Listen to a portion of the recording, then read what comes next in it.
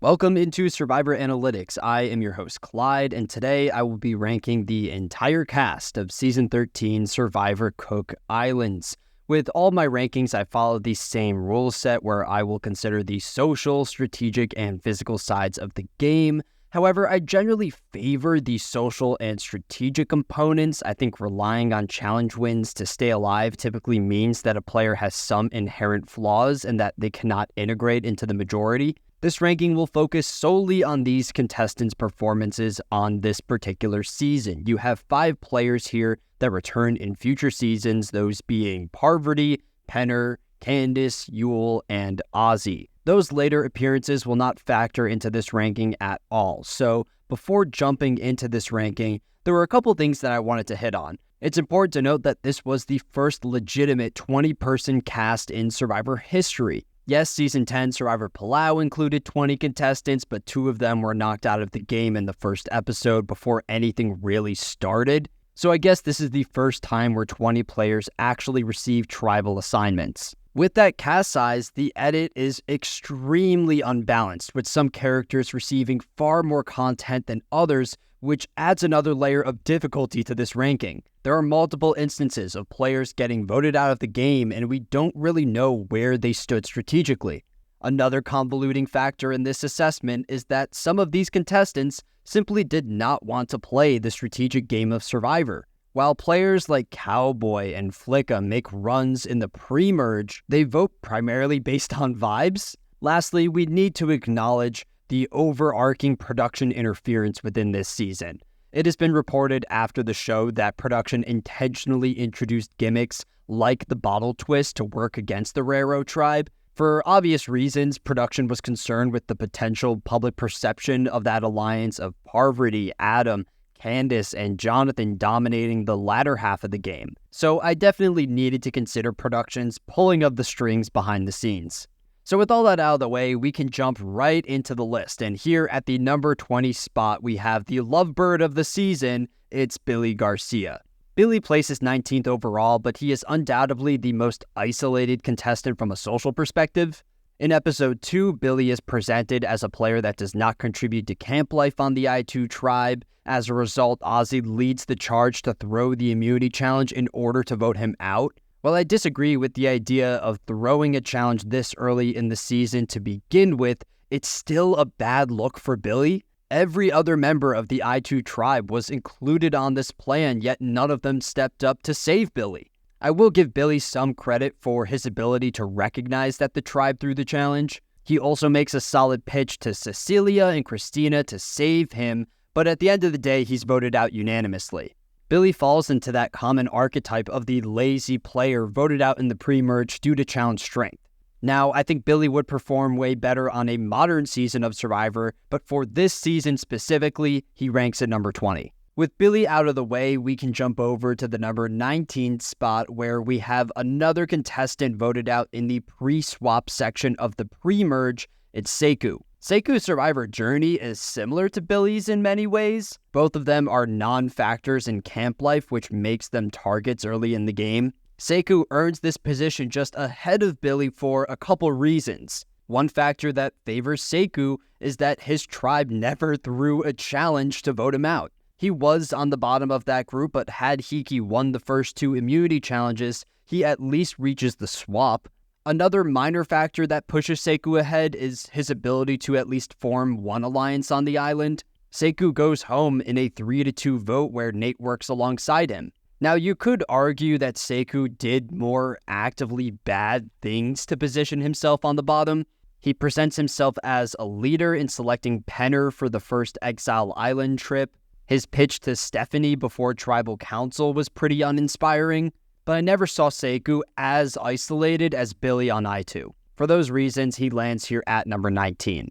On to the number 18 spot, we have a group of contestants that go home in the post-swap section of the season, starting with JP. Now, JP's pre-swap game is stronger than some of the contestants below him, but I think he makes more active mistakes that lead to his elimination. Through the first 2 episodes, JP is a central strategic figure of the I2 tribe. He serves as Ozzy's right-hand man in throwing the immunity challenge to vote out Billy. JP was well positioned in that tribal council such that the other potential target was Ozzy. After the Billy vote, the I2 tribe was split 2-2, and I think I have more confidence in the JP-Ozzy alliance winning that battle if I2 needed to attend another tribal council. Then we get to the swap where all logic goes out the window for JP. In the new Rero tribe, JP comes forward as a target due to his domineering personality. What's even worse, though, is his selection of alliances. JP aligns with the 3 other men who isolate themselves from the rest of the group. JP is so confident that those guys will be safe at Tribal Council due to their contributions in the challenges, but he fails to recognize that they make up just 4 out of the 9 players there. We don't get any scenes of JP even attempting to pull one of the women into that alliance. JP goes home in a 7-2 vote where multiple allies flip against him. 2 of the guys in his men's alliance in Adam and Brad, as well as Cristina from the original I2 tribe, all vote against him there. While JP lasts for 4 episodes on this season, it feels like he never establishes a solid alliance outside of Ozzy. Those lack of connections land him here at number 18. Moving right along to the number 17 spot where we have Cecilia. We don't get a lot of content describing Cecilia's strategic outlook, so this ranking is a little bit more difficult. I'll give her credit for surviving a tribal council, that being the Billy Garcia boot. Now, you could argue that Cecilia and Cristina made the wrong decision in voting out Billy over Ozzy, where obviously if I2 attended another pre-merge tribal council, they would be in a 2-2 deadlock, whereas if you knock out Ozzy there, they have the numbers advantage. Siding with Ozzy actually pays major dividends for Cecilia. At the swap, Ozzy is the only former I2 member that goes into the new tribe with her. Cecilia goes home in episode 3 primarily due to challenge strength, where her alliance is unable to pull Cao Boi and Flicka onto their side. She goes home in a 5-3 vote, which I actually see as a positive for her. Cecilia ranks ahead of JP on this list because she was able to adapt and form new alliances on her new tribe. She had 2 players in Ozzy and Sundra that were willing to fight for her, whereas JP goes home in nearly a unanimous vote. While not a super memorable character, Cecilia's gameplay was enough to land her here at number 17. At number 16, we have one of the more entertaining characters on the cast. It's Cao Boi. Cao Boi struggles to establish a core alliance for this entire season. He's on the outside of the original Puka tribe due to his racial remarks. He likely gets voted out if that group attends a tribal council before the swap. Cao Boi's positioning completely changes at the swap. In the new I2 tribe, he is the crucial swing vote with Flicka in eliminating Cecilia over Becky. But as the dust settles over I2, the other players realize that Cao Boi is just an unreliable ally. He's a bit of a wild card, so he's pushed to the periphery of that group. Then we reach episode 5 where Cao Boi has a stroke of genius. He literally invents the concept of splitting a vote to negate an idol, but he makes the mistake of sharing this plan with Yul, who found the idol earlier in the season. Yul responds by flipping the vote onto Cao Boi, landing him in 15th place. So when looking at Cao Boi's game at large, it's one where he primarily skates by on the bottom. Outside the Cecilia vote, Cao Boi never holds any legitimate agency, and his own hard-headedness destroys his positioning. He ranks here at number 16. At number 15, we have a contestant whose game is pretty similar to Cao Boi's, the primary difference being that she made it one round further, and that's Jessica Smith, better known as Flicka. Just like Cao Boi, Flicka is on the outs of her original tribe as she accidentally releases their chickens in the premiere. She gets very lucky in that Rero wins the first 2 immunities because if that group attended a tribal council, Flicka likely goes home. At the tribe swap, Flicka operates the middle of I2 alongside Cao Boi, eventually siding with the Yul and Becky contingency. Through that decision, Flicka should have established a new majority of 5. Instead, Flicka slowly gets pushed out of the dominant alliance. She's excluded from the Cao Boi vote as she's the only person to work with him in Plan Voodoo. I'd also criticize her actions after losing Cao Boi, as Flicka publicly admits her bottom feeder position to Nate from Rero. That move further outcasted Flicka from the core of Rero, and she's unanimously eliminated at their next tribal council. Flicka's game is one where she's constantly on the bottom. While she has substantial control in the Cecilia vote, I think she made the wrong choice. Had Flicka and Cao Boi knocked out Becky instead, they would have been aligned with a weaker strategic group who were way less likely to flip on their own. It's also important to mention that Flicka was one of those contestants that walked on Survivor without ever seeing the show. She spends multiple confessionals balancing the moral dilemma of lying to other people and scheming to win the game. Flicka seems to not really want to play the game of Survivor itself, and for that reason, I actually considered ranking her lower, but her deeper run in the pre-merge must hold some weight. She's here at number 15. And keeping with this trend of post-swap boots, at number 14, we have Cristina. Cristina is a player that started the season with some solid connections, but by the time she goes home in 14th place, she has lost absolutely all control in the game. She starts on the I2 tribe in a position of power where she elects to follow Ozzy's plan to vote out Billy. In the post-swap, she integrates into the Women's Alliance, contributing to the JP boot. But then we reach the final 15 where Cristina, frankly, starts to annoy the rest of her tribe mates. She is a serious target in the Stephannie vote at final 15, largely gets saved by Stephannie throwing in the towel. When Rero attends tribal council in the following round, Cristina is clearly positioned on the bottom. That episode included the weird kidnapping twist, so I2 had the opportunity to save Cristina, and they passed it up, which is also a bad look for her. While it's impressive that Cristina was able to convince Brad to work with her in that round, she really had no shot at surviving due to her reputation around camp. She ranks here at number 14. At number 13, we have the player that simply wanted some mashed potatoes and gravy. It's Stephannie. Stephannie is an interesting player to assess in that she deserves a lot of responsibility for her own elimination, but she also has a very tangible move on her resume, which distinguishes her from many other players eliminated in the pre-merge. Stephannie's best round of the entire season actually comes in the premiere, where she's positioned as the swing vote between the men and women of the Hiki tribe. Stephannie ultimately aligns with the pairing of Sundra and Rebecca to eliminate Sekou, but her siding with that duo never garners her much favor. In fact, Rebecca later contributes to Stephannie's elimination. In the swapped Rero tribe, Stephannie starts to question herself within the game. She calls herself the weakest link after an immunity challenge, which presents her as a legitimate target in the JP boot. Then at the final 15, Stephannie's comments around camp lead others to believe that she is considering quitting the game. To make matters worse, the player that leads the targeting of Stephannie was Nate, who Stephannie knew from day one.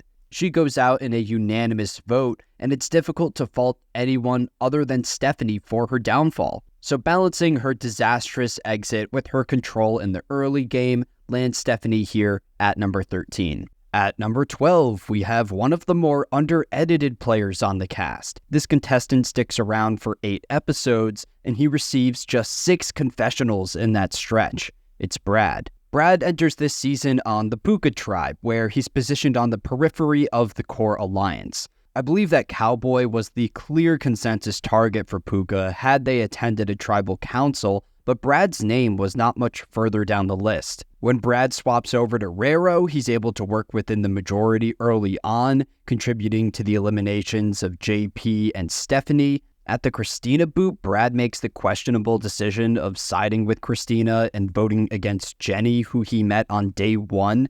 Brad then pisses off the rest of the Rero tribe through his comments around camp, as well as his insistence to work in the puzzle section of challenges.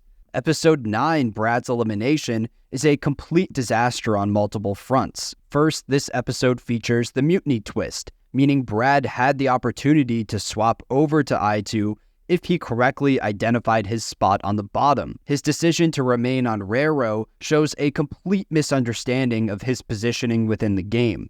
It's also important to note that Brad is unanimously knocked out of the game over Jonathan, who swapped over to Rero that same episode and largely failed to gain the trust of the other contestants. I didn't expect Brad to survive much further on this tribe, but going home before Jonathan is a bad look. So considering Brad's solid post-swap section of the game and his blatant mistakes during his boot round, will land him here at number 12. The number 11 and 10 spots on this list go to the two players that were eliminated in the Bottle Twist episode. On the surface, their resumes are very similar, so it makes sense to give the number 11 spot to the contestant who was eliminated first in that tribal council. It's Rebecca. Rebecca is another example of a contestant that's well positioned early on, but she never navigates into the core of the swapped Rero tribe. On Hiki, Rebecca's side wins the initial battle between the men and women, as Stephannie sides with her group to knock out Sekou. When Rebecca swaps over to Rero, she navigates into the core alliance consisting of herself, Jenny, Nate, Parvati, and Adam. That group runs the table in their first 4 tribal councils. The mutiny twist in episode 9 disrupts Rebecca's majority as she fails to recognize the potential threat of the original Rero members. Following the mutiny twist, that tribe of 8 contained 4 original Rero contestants. In that position, Rebecca should have pushed to eliminate either Candice or Jonathan to solidify her original group. Instead, Rebecca contributes to the Brad vote, thereby giving the original Reros the numbers in the following round. Some may argue that Rebecca was screwed over by the mutiny twist itself, as it introduced Jonathan and Candice as valuable numbers for Parvati and Adam. However, we need to remember that even without the mutiny twist, Rebecca was positioned on the periphery of her main alliance. That trio of Nate, Adam, and Parvati intended on cutting Rebecca and Jenny when the numbers dwindled. I don't think that Rebecca was ever in a position to win this season due to her outlook on that Rero alliance. She ranks here at number 11. This takes us to number 10, where we have the second casualty of the bottle twist in Jenny. Jenny's arc on Cook Islands mirrors Rebecca's in many ways. She's insulated on the original Puka tribe had they attended a pre-merged tribal council. On Swapped Rero, Jenny functions within that majority 5-person group. Her positioning within that alliance is slightly better than Rebecca, which we see when they elect to take out Rebecca before Jenny. Just like Rebecca, though, Jenny fails to identify the potential threat of the original Rero contestants. She contributes to both the Brad vote and the Rebecca vote, thereby forfeiting all of the power to that collection of Adam, Parvati, Jonathan, and Candice. I will say that Jenny's elimination is greatly influenced by production. Without the bottle twist, Jenny remains on the outside of Rero, but she at least has the opportunity to reach the merge by Rero winning the next immunity challenge. The timing of the bottle twist also prevents Jenny from scheming and potentially pushing the target onto Jonathan. With that in mind, Jenny was clearly number 4 in a 5-person alliance. Her performance on this season was incredibly mid, which earns her a mid placement at number 10. At number 9, we have a contestant who I believe understood the strategic game of Survivor better than many of the players ahead of him on this list. Unfortunately, his social game was so poor that it knocked him back to number 9. It's Jonathan Penner. Penner pulls off the most fluid game of Cook Islands, which is why I believe he would adapt to a modern season much better than some people placed ahead of him on this list, like a Sundra or an Adam. The issue with Jonathan's game at large is the fact that he cannot fully earn the trust of others. He operates on the outside of every alliance. Starting on the Rero tribe, Jonathan is immediately on the outs, as the trio of Candice, Adam, and Parvati hold control. To be fair, though, he is not on the bottom of that group. I think that they would have voted out Flicka over Jonathan had Rero attended a pre-merged tribal council. At the first tribe swap, Jonathan plays a role in pulling Cao Boi and Flicka onto his side for the Cecilia boot. From there, Jonathan works within the majority alliance, but he never finds his way into the core of that group. Throughout the tribe swap section of the game, Jonathan's name constantly comes forward as a potential target due to his general sketchiness. While I understand that Jonathan was one of the few strategically minded players out there, he struggled to hide that side of himself, which rubbed others the wrong way. I too attend tribal council twice in that swap section of the season, and in both tribal councils, Jonathan has his name written down. Then we get to the mutiny twist, where Jonathan makes the mistake of flipping over to Rero in order to stay alongside his perceived number 1 ally in Candice. We later learn that Candice does not reciprocate that trust at all. This move is subject to criticism, but when I'm honest, I don't harp on the mutiny twist too much for Jonathan because he would have been in a rough spot either way. If he stays on I2, he's second on the chopping block after Ozzy. In Jonathan's return to Raro, I think he does some of his best work on the season in reintegrating into that group as they take out Brad, Rebecca, and Jenny. At the merge, Jonathan famously flips back over to the I2 alliance, which was another unilateral move in my mind, as he's on the bottom of either group. I will note that I think Jonathan plays the merge round suboptimally. He had an opportunity there to both flush Yul's idol and still take out Nate by voting with the Raros. That move would have accomplished his original goal while burning Yul's idol and without destroying his relationships with the other side. By voting with the I2s against Nate, Yul's idol stays in the game and Jonathan becomes the most hated player on the beach. From that point forward, Jonathan was a dead man walking. He functioned on the outside of the I2 alliance until the final 7 where he goes home, but even if Jonathan survived deeper into the game, there was no way that he would win a jury vote against any remaining player. Jonathan had burned at least 4 jury members in Nate, Candice, Parvati, and Adam. The fact that Jonathan goes home before the bottom feeders of Parvati and Adam is a bad look for him. By flipping over to I2, Jonathan expected to at least reach the final 5. So overall, I have a lot of respect for Jonathan's strategic mind. He doesn't play this game perfectly from a strategic perspective, but he was willing to take risks that were uncommon in that era of Survivor. Unfortunately, his horrible social game was enough to drop him here to number 9. Jumping over to number 8, I got one of my favorite contestants on the cast, but I found his actual strategic game pretty lackluster, and that's Nate. Here's the thing with Nate. He really stumbles his way through the pre-merge. For the first half of the game, Nate is either excluded from the consensus plan, or he actively knocks out those contestants who could serve as potential allies. From the get-go, Nate is on the outside of the original Hiki tribe. He votes incorrectly in the Sekou elimination, and had Hiki attended another tribal council before the swap, Nate likely goes home. Later on at the swap, Nate is roped into the Guys Alliance on Raro, and he's the only person left out of the plan on the JP boot. From there, Nate partners up with Parvati, and she pulls him into the core alliance of Raro. I need to give credit to Nate for him rebounding and navigating into the majority, but that success is short-lived. At the mutiny, Candice and Jonathan swap over to Raro, and Nate never identifies the original Raros as a threat. He gives up valuable members of a potential counter-alliance in Brad and Rebecca. Nate eventually puts his foot down and attempts to save Jenny at the final 10, but by that point, he had already forfeited the numbers to that group of Candice, Adam, Parvati, and Jonathan. Then at the merge, Jonathan flips over to I2 and targets Nate due to their non-existent strategic relationship. It's a pretty bad look for Nate in that he never took the time to nurture a connection with Jonathan, but what's even worse in my mind is that Nate was one of the Raro contestants adamantly campaigning against Yul. At that point in the season, Yul was the only I2 member who had taken a trip to Exile Island, meaning he was the only potential player on that side who could hold the immunity idol. Even if Jonathan stuck with Nate's group, the Raro votes would fall on Yul, Yul would be saved by the idol, and Nate goes home anyway.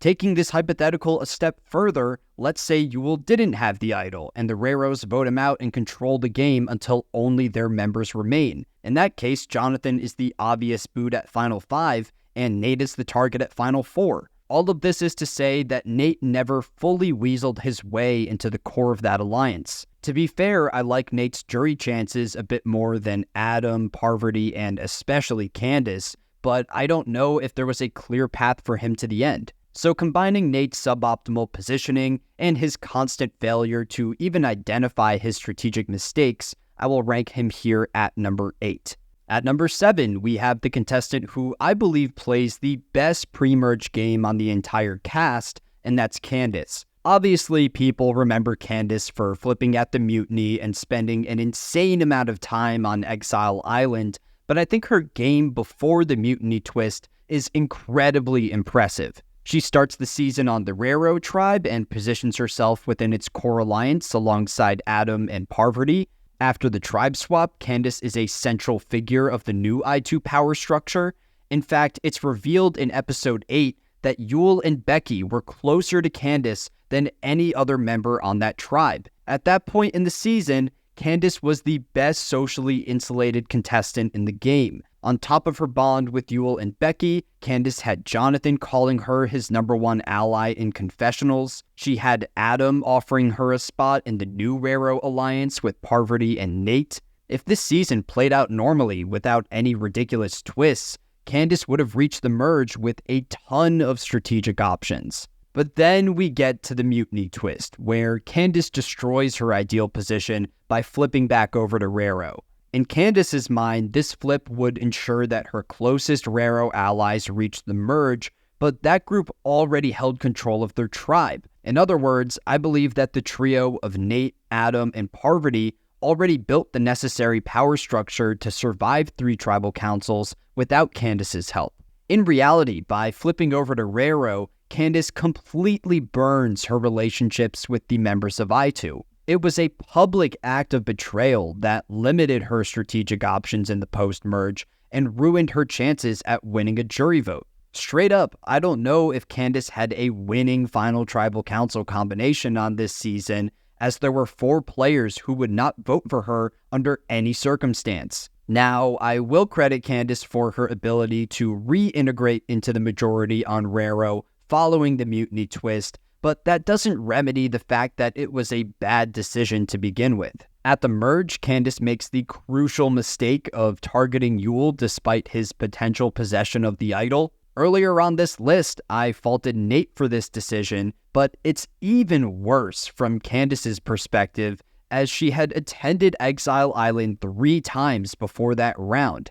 Candice, more so than any other player, should have recognized the risk of Yul holding the idol. Candice later blames Jonathan for ruining her game, but even if Jonathan remained loyal to the Raros, Nate still goes home at Final 9, and Candice's long-term outlook is very rocky. After losing control of the numbers at Final 9, Candice's fate in the game was sealed. She is the next Raro member sent to the jury, voted out before Parvati and Jonathan, which speaks to her poor social game. So overall, I feel that Candice's decision to swap over to Raro at the mutiny really tanked her chances at winning the season. Her positioning prior to that moment deserves respect, which earns her the number 7 spot. At number 6, we got the first member of the legendary I2-4 alliance. It's Sundra. Sundra's game is strong early on with her positioning in the I2 tribe, but as the numbers dwindled, it was revealed that she never had a legitimate long-term plan. She starts in a good spot on the Hiki tribe, working as the swing vote in the Sekou elimination. On swapped I2, Sundra is initially on the outside of the majority. It takes her and Ozzy a couple episodes to weasel their way into the dominant alliance, but neither one navigates into the core. In a way, Sundra greatly benefits from the mutiny twist. That gimmick created the I2-4 alliance, where Sundra held more equity than the pre-mutiny I2 tribe. At the merge, the I2s take control of the game through the Jonathan flip, but out of all the I2 contestants, Sundra was the least integral in flipping the game in their favor. Ozzy won immunity, thereby leaving all the Raros vulnerable, while Becky and Yul concocted the plan to pull Jonathan onto their side. What was Sundra's role? As far as the edit was concerned, Sundra was just along for the ride. She contributes to all of the eliminations between the Final 9 and the Final 6. While it's great that Sundra was working within the dominant power structure, she never looked deeper into the game to consider either her reputation or her potential routes to the end. Sundra was largely disrespected by the jury. They perceived her as a follower, and I think that she loses the season to any other member of the I2-4. I'd also note that her pathways to the final tribal council were incredibly limited. I know that some people may mentally lump Sundra and Becky together on this season from a strategic perspective, but Becky had a #1 ally in Yul that wanted to go to the end of the game with her. That was not the case for Sundra. She was number 4 on the totem pole. I think that the worst moment of the season for Sundra comes at the Final 5, where she passes up the opportunity to flush Yul's idol. Through that move, Sundra essentially forfeits 1 spot in the final tribal council to Yul, and she banks on winning the final immunity challenge, which was highly unlikely against Ozzy. Finally, you have the entire fire-making disaster at the Final 4, which only reduces Sundra's reputation further in the eyes of the jury. So while Sundra seems like an amazing person, She served as a strategic follower for most of this season. She failed to really build a resume en route to the Final Four, and when she finally made it to that point, there were no paths to the final Tribal Council. She ranks here at number 6. At number 5, we have a player that I did not expect to rank this high on the list. I think there's a steep drop-off between the number 5 and number 4 placements. But anyways, here I got the second half of the season's primary showmance in Adam Gentry. When reflecting on Adam's game, I found that he was well positioned for the majority of the season, but I don't think that he was very active in putting himself in those spots. On the original Railroad Tribe, Adam is in the majority, locking down his alliance with Candice and Parvati. At the Tribe Swap, Adam votes in the consensus plan for 3 straight tribal councils, but I think that Parvati was more responsible for pulling that group together. The mutiny is Adam's shining moment of the season, where he's able to pull Candice into the majority and essentially save her from a potential elimination. That decision to align with the pairing of Candice and Jonathan into the merge ensures that Adam keeps his closest ally in the game, but it also leads to Jonathan flipping at the final 9. Adam never fully trusted Jonathan, yet he elected to knock out a bunch of potential allies instead, like Brad, Rebecca, and Jenny. As with the other I2 players, Adam makes the mistake of voting against Yul at the final 9, essentially guaranteeing that a Rero member goes home. From that point forward, Adam is on the bottom with 0 strategic agency. Now, he does some impressive work at the final 7 in leveraging his vote to convince Yul to knock out Jonathan, but that move never changes the trajectory of the season. The Reros are still powerless. Adam loses Parvati at the final 6, which, hey, credit to Adam for surviving one additional round. But when Adam loses immunity at final 5, there was no question who was going home. Adam couldn't even convince the I2 members to split the vote between himself and Yul in order to flush the idol. So I'm not crazy about Adam's game at large. To be fair, I think he likely defeats any I2 member in a jury vote, so he was technically 2 immunity wins away from winning the season. My main drawback with Adam is the Parvati factor. She was the contestant that assembled the dominant alliances on post-swap Rera. While Adam was always included in those groups, he never held a lot of agency within them. So balancing Adam's strategic agency with his relatively high placement, I'll rank him here at number 5. At number 4, we have the highest ranked Rero contestant on this list. It's the Survivor legend, Parvati Shallow. I think that Parvati's Cook Islands run is easily her most underrated performance.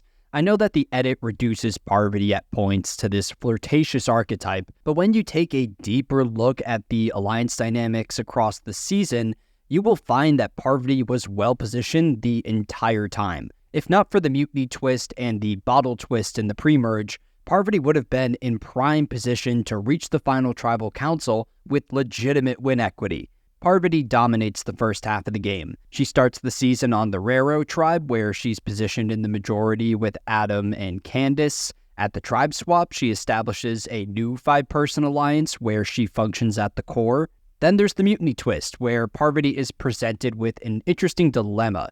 She could either vote out Candice and Jonathan and stick with her new 5-person alliance into the merge, or she could return to working with her original tribe mates. She ultimately decides to roll with Jonathan and Candice into the merge, which was obviously a massive mistake as Jonathan later flips against the Reros. This decision was worsened by the fact that Parvati's former alliance appeared pretty loyal. It was a less strategically savvy group with outsiders in Rebecca and Jenny, who I don't see flipping over to the I2s. This is all to say that Parvati's move to keep Candice and Jonathan in the game is one of her few strategic blunders on the season. Last major thing to hit on with Parvati's pre-merge game is the bottle twist, which absolutely destroys her long-term trajectory. I feel like people don't talk about this enough, but without the bottle twist, Parvati potentially wins her first time out there. If you take that twist out of the game, Rero enters the merge up in numbers 6-4, a spot where Jonathan would have 0 incentive to flip. That hypothetical is convoluted by Yul's idol, but I still believe that if Rero remained in control, Parvati would be in an amazing spot at the core of the dominant alliance. Later on at the merge, Parvati makes the same mistake as the other Reros in neglecting Jonathan as an ally and voting against Yul. From there, Parvati is on the bottom as the I2s pick off Candice at the final 8. At the final 7, Parvati does some solid work in convincing the I2s to flip against their own, but I generally credit Adam more for that move. At final 6, Parvati does her best to pull Ozzy over to her side, but she goes out there due to her high threat level in comparison to Adam. So when I look at Parvati's game at large, I think it's one where she's in control up until production introduces a twist that cuts her numbers. There's some mistakes along the way, but when I consider both Parvati's strategic agency and her winning stock, I think this is a great non-winning game of Survivor. She ranks here at number 4. At number 3, we have who I believe is the most underrated contestant on this entire cast in Becky Lee. I remember the first time that I watched Survivor Cook Islands, and I did not look at Becky as a particularly great Survivor player. She receives just 15 confessionals on the season, and the edit oftentimes reduces her to Yul's second in command. While her excessive loyalty to Yul is definitely a knock against her resume, I need to credit Becky for her consistent agency and social insulation throughout the season. Becky votes correctly in every tribal council on Cook Islands without coming forward as a serious target. She opens the season on the Puka tribe, where she locks down a number 1 ally in Yul. The tribe swap is not a great look for Becky initially, as she's the target of the opposing alliance. That was an instance where Yul and Jonathan straight up saved Becky by pulling Flicka and Cao Boi onto their side. From that point forward, Becky is working in the core of I2, effectively directing votes alongside Yul. At the merge, Becky and Yul collaborate in the move to flip Jonathan back over to I2, but Becky allows Yul to take all the credit. She watches Yul flash the idol at the auction, yet she does not think to turn the game against him. Admittedly, this excessive loyalty to Yul is her biggest flaw on the season. Becky cannot correctly read the perceptions of the jury. She wanted to go to the end of the game with someone who would beat her. Becky's long-term outlook on the game is rough, but she still dominates the merge of Cook Islands, serving as a key strategic thinker in multiple votes. Still, there are moments where Becky just gets straight up outplayed by Yul, most notably the Jonathan boot at the final 7. At the final 6, I was impressed by Becky's willingness to cut Ozzy. She had gathered the forces against Ozzy, but he won individual immunity in that round. Later on at the final 5, Becky takes out Adam, which is a very questionable move. Becky willingly enters the final 4 with a challenge beast in Ozzy and Yul, who is holding an idol. Her chances of going home at Final 4 were pretty high, and Jeff tells her this at the Final 5 Tribal Council. At Final 4, Becky had a golden opportunity to flip the game when Yul offers her his immunity idol. Becky could have accepted the idol and voted out Yul, but she instead rejects the offer to enter fire-making against Sundra. That fire-making challenge is an absolute disaster for Becky. Even though she wins, the length of the challenge only damaged her reputation in the eyes of the jury. Sitting next to Yul and Ozzy, Becky had zero chance at earning any jury votes. However, there is a world where Becky is perceived as a better finalist had this season operated as a Final 2 instead of a Final 3. If you put Becky up against Yul in a Final 2, it's not even close. She potentially loses the season unanimously. But I think the Becky versus Ozzy Final 2 is much closer than people may think. In that scenario, Yul is on the jury, actively campaigning for Becky. There's 10 votes on the table, and I think Becky pulls Sundra and Yul from I2. She gets Jonathan, who generally respected a more strategic approach to the game over a challenge-centric one. Those 3 votes are absolutely locked in Becky's favor. I still don't think that she beats Ozzy in a jury vote, but it's closer than people may think. All in all, Becky falls into the common archetype of the underappreciated second-in-command. There's a bunch of players in Survivor history that fall into the Becky mold, where they play a good strategic game, but they sit next to an ally in the end who held more respect from the jury. You can think of Dawn in Survivor Karamoan or Hannah in Survivor Millennials vs. Gen X. So while Becky's outlook on the end was not optimal, her consistent agency earns her the number 3 spot. Moving ahead to the number 2 spot, I expect this ranking to come with some pushback. After all, some people claim that this contestant was robbed of a win on Cook Islands, and that's the runner-up of the season in Ozzy. I understand the surface-level appeal with Ozzy's Cook Islands run. It is, in my opinion, the greatest physical performance in the history of the show. Ozzy wins 5 out of 6 individual immunities in the post-merge, and at the time of this recording, there are just 6 contestants in Survivor history to win 5 immunities, and Ozzy has the best challenge win rate. Obviously, I agree that Ozzy is the best physical competitor on this cast, But if you take a look at his actual positioning within the game, he is oftentimes on the outside of his main alliances. The people he trusted were prepared to flip against him on multiple occasions, but that plan never came to fruition because Ozzy always had individual immunity. Ozzy's best strategic maneuvers actually come in the first 2 episodes, where he serves as the central strategic figure of the original I2 tribe. In episode 2, Ozzy convinces his group to throw the immunity challenge to eliminate Billy Garcia. I think that decision was premature, and it likely played a role in all of Ozzy's original I2 connections going home in the pre-merge. However, I will credit Ozzy for his strategic agency in that round. It was the only time that entire season where Ozzy directs the vote. Moving ahead to the swapped I2 tribe, Ozzy initially finds himself on the outs as he's excluded from the consensus plan to eliminate Cecilia. From there, Ozzy impresses the majority with his contributions in challenges and camp life as they elect to knock out Cao Boi and Flicka in back-to-back tribal councils.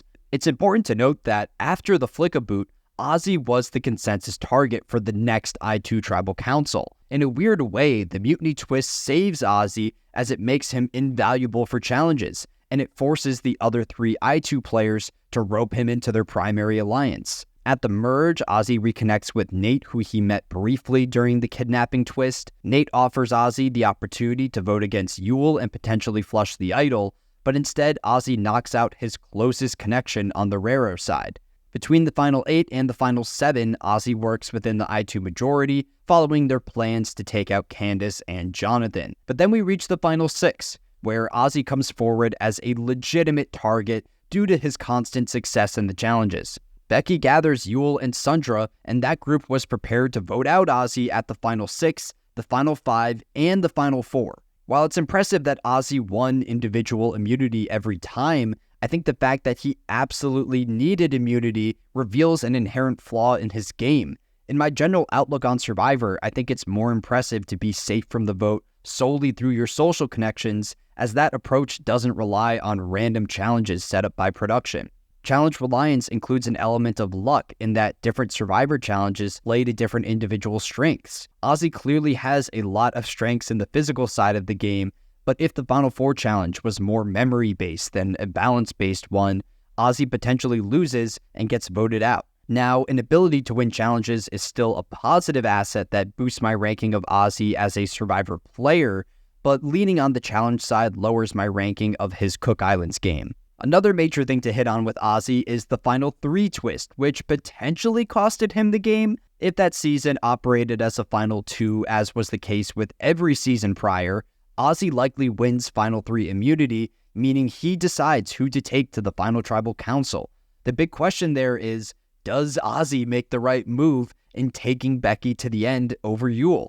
And to be honest, I don't really know. If Ozzy was hopping in confessional and expressing a willingness to flip on Yul, I would potentially move him up 1 spot on the ranking. It would prove that Ozzy understood his ideal endgame scenario, but we never see that cutthroat side of Ozzy. Up until that point in the season, Ozzy's perspective on Survivor was based in loyalty and equity. We see this at the Final 4, where Ozzy ties the vote between Sundra and Becky so that they could both compete for a spot in the end. He believes that the person who quote-unquote plays harder deserves it more. I think there is a real possibility that if Ozzy wins Final 3 immunity, he looks at Yul as the more deserving competitor, and he takes Yul to the end where, once again, Yul beats him.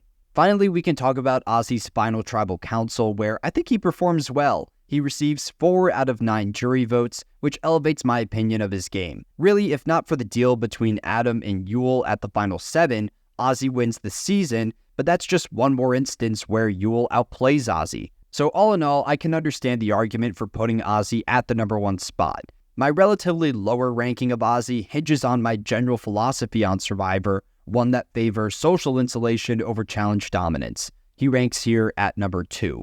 At the top of the list, the number 1 selection was pretty clear for me. It's the winner of Survivor Cook Islands in Yul Kwon. While I'm generally lower on Yul's win in the greater history of the show, I think he plays the best game on the island. Yul is in control every step of the way. He works at the center of the dominant power structure, actively orchestrating votes in every tribal council. Yes, there are definitely lucky scenarios that break in Yul's favor. In fact, I think there's an argument for Yul being the luckiest winner in the history of the show due to the sheer number of twists that benefit his game, which are completely outside his own control. However, I will admit that Yul capitalizes on those opportunities. Throughout the season, Yul understood how to demand respect for his strategic maneuvers while simultaneously developing close bonds with other members of the I2 alliance like Sundra and Becky, who genuinely wanted to go to the end of the game with him. To me, those connections are the most impressive aspect of Yul's run. Oftentimes, players that take the strategically dominant Yul-esque approach will wear on other people over time. That was not the case for Yul, and his alliances grew stronger over the course of the season. To walk through Yul's game, he starts the season on the Puka tribe, where he solidifies his number one ally in Becky. In episode 2, Yul acquires the hidden immunity idol on Exile Island. That idol was completely overpowered in that it was valid through the final 4 on a season that featured the first 3-person final tribal council. It essentially gave Yul a free pass to the end, but he never needed to actually play it. At no point on this season do a collection of players successfully gather the numbers against Yul, which is a testament to his social game. At the tribe swap, Yul is a critical factor in saving Becky and flipping the vote onto Cecilia. From that point forward, Yul serves as the godfather of I2. Him and Becky handpick the contestants that reach the next stage of the game. Now, you can definitely criticize Yul for his willingness to work with Candice in that swap section of the game, as she later betrays him at the mutiny twist, but at the same time, Yul perpetually campaigns for keeping Jonathan around, which later pays major dividends at the merge. Moving ahead to the final 9, Yul pulls off the most iconic move of the season in using the hidden immunity idol to bring Jonathan back into the I2 alliance. It's still insane to me that Jonathan had the opportunity to vote against Yul in that round to flush the idol, but he instead aligns with the I2s primarily due to his connection with Yul. That round gives the I2s the numbers advantage, and they control the game seamlessly from there. At the final 8, Yul flashes the immunity idol at the auction, effectively presenting him as the head strategist of the I2 alliance. If someone attempted that move today, I think they would immediately become the number 1 target. Yul's bonds with the other I2 players prevented them from flipping even when he blatantly flaunted his resume. Yul remains in control of the game at Final 8, knocking out Candice. At Final 7, he makes the deal with Adam, where Adam guarantees Yul his jury vote, and in return, Yul will take out Jonathan. That move by Yul later wins him the season, and I respect him for making that tough decision. Jonathan was an easy beat in the end, but Yul understood that it would have been too difficult for him to actually pull Jonathan that far.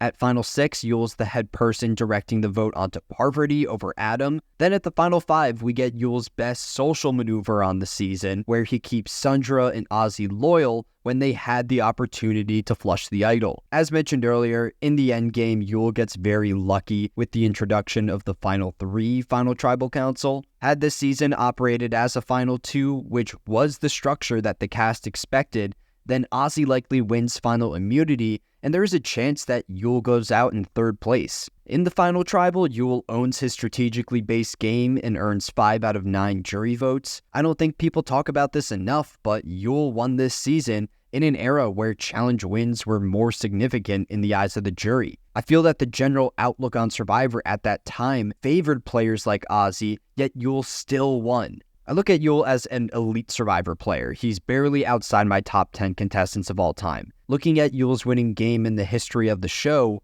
I think there's too many lucky scenarios for me to call it an all-time performance. I have his win ranked at number 20 all-time. Regardless, it's easily the best performance on this season. Yul ranks here at number 1. So there we go, 20 contestants from Survivor Cook Islands, all ranked here. This is the 6th player ranking that I've now completed on the page. The Survivor 47 premiere comes out this Wednesday. We'll have a podcast coming out the following Sunday with our thoughts on that episode. And of course, at the end of that season, I'll have another one of these player rankings. So more things to come.